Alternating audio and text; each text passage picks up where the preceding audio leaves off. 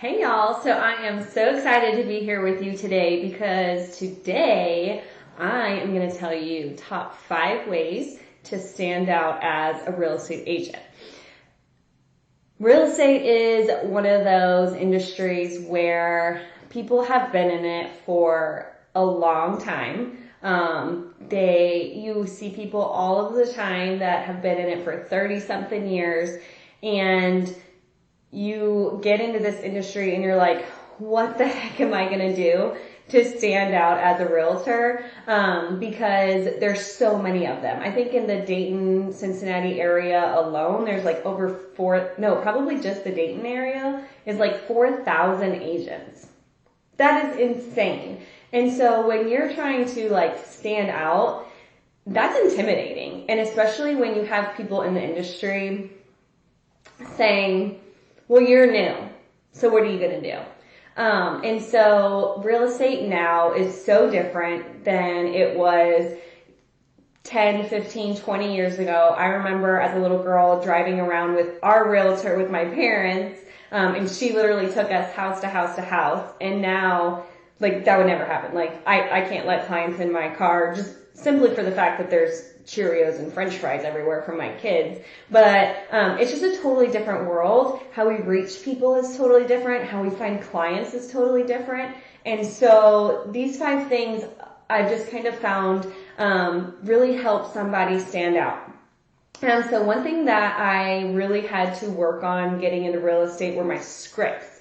And I hate calling them that because I like to have conversations that are more genuine and really more just like connecting with the person. Probably as you watch my videos, you'll hear me say like, connect with them 100 million times. But that's truly what I feel like is really good. But on the hindsight of that, you also have to have those scripts as a good base for your conversations. Because when you're talking to people that are buying a home, especially if they've bought or sold before, they're gonna kind of know like what the process is, especially if it's been within like the last 5 years. So you're gonna, even though you want to have those genuine conversations with them, you want to have a script to go to for if they stump you or if they ask a question that you're like, I don't really know, because you want to be genuine, but you also want to be able to tell them the truth. And so, or if they say like, we're just kind of browsing. What are you going to say? Okay, good. Talking to you later. Bye. No. So you want to be able to have those scripts so in that way you have the answers or the questions to ask them when they respond to you. Whether they respond in a way that you are expecting or whether they respond in a way that you're not expecting. Have those things in the back of your mind that you can immediately jump to. So that kind of leads us into fighting through objections. So somebody hops on your website.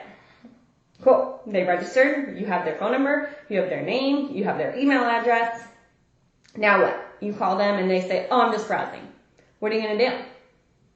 You want to know what you're going to say when you get those objections. When you get, oh, well, we don't need a realtor. Oh, we don't need a realtor right now because we're not looking to buy anytime soon. We don't need to get pre-approved. We don't need a mortgage lender. What are you going to say to that? Know how to fight through those objections, because you are going to get to the root of their life and you're going to really get to know them and you're going to stand out because of it. And you didn't just say, okay, cool, have fun browsing, stay on my website, okay, bye. You don't want that. Okay, so then the next thing is, sorry, I got to look at my little notes here. Do your research. Do your research, people. Okay, so know your stats. Know your appreciation value. Know your depreciation value if it happens to be so in your area. Know exactly what your average days on market is. Just today alone, I was at a house and the parents were there. Don't we all love when parents come with our people? And they said, well, why has it been on the market so long? I look up, I'm like, I know exactly how long it's been on the market, and I know exactly what our average days on market in that specific area is. Hey, it's been on the market for 45 days. Our average days on market right now in this area is 87 days. If we get in contract today with a 30-day close, that's 75 days. That's actually below average days on market. I hope I did my math right there. But those are the things that you want to be able to spit out, because when you get those parents or whoever objecting against you, you want to know and let them know that you know what you're talking about. You are the professional and you are in this industry for a reason. It's the reason why you are the one that was able to let them into the house and they couldn't get into the house by themselves, because you know what you're doing. So do your dang research, people. Don't walk into a listing appointment. They'll like my personality. I'll just be super, bubbly and tell them all the right things that they want to hear and ask them, oh, well, what do you want to sell your house for? And tell them, oh yeah, we could sell it for that. No, do your research. Know exactly what they're going to get if they list with you. Let's say, okay, if we do a premier pricing type of listing and we put it a little bit above asking, or, like market value, your home's going to sit, and be able to tell them that, because you want to be able to be truthful and factual. If you don't know something, hold on guys, you know what? Technology is amazing. I can look this up right now, or let me text the seller, or let me text the listing agent, whatever the question or whatever the answer is. Be open and honest with them and get them a true answer. Don't just pull something out of your rear, because people don't want to hear that. And then your last tip is your image. So I'm not talking about what you would probably think, but I'm going to say everything that you do in your business, whether it's how you run your business, how you talk to other realtors, how you talk to clients, how you talk about the other agent's client, is a huge part of your image.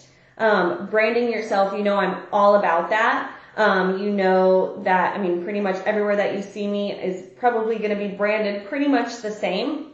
But your image in the industry, sorry, I just messed my hair up a little bit, is everything. I'm talking about image and I go and mess my hair up. But, so one thing that we see all the time is how you respond to other agents' clients. So let's say you have a buyer and and the seller comes back with a ridiculous answer to your post inspection. And you're like, these sellers are terrible. They're awful people, blah, blah, blah, blah, blah, blah, blah. Guess what? It doesn't reflect on them. It reflects on you.